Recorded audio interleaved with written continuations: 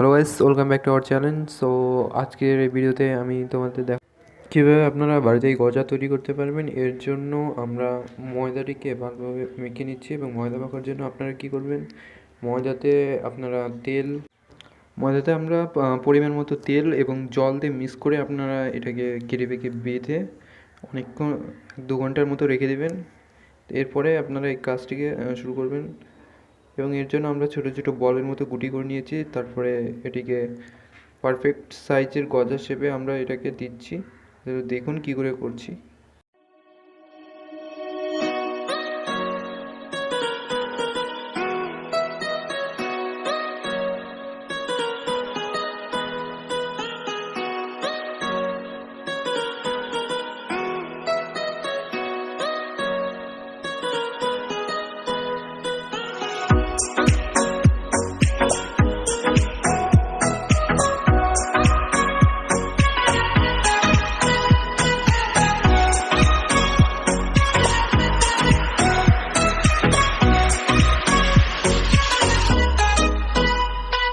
এরপর আমরা এটাকে তেলের মধ্যে ফ্রাই করে নেবো। এর জন্য আমরা অল্প আঁচ দিয়ে এটাকে তেলের মধ্যে দিয়ে দেবো। তারপরে পরিমাণ মতো এটাকে আঁচটা বাড়িয়ে দেবো। জাস্ট এইভাবে আপনারা এটাকে ফ্রাই করে নেবেন। ফ্রাই করতে করতে দেখবেন একটু উপরে ভেসে উঠছে, সেটাকে আপনারা নিচে তেলের মধ্যে দাবিয়ে দেবেন। হালকা করে, বেশি প্রেস করলে না ভেঙে যেতে পারে বা ফুলে যেতে পারে।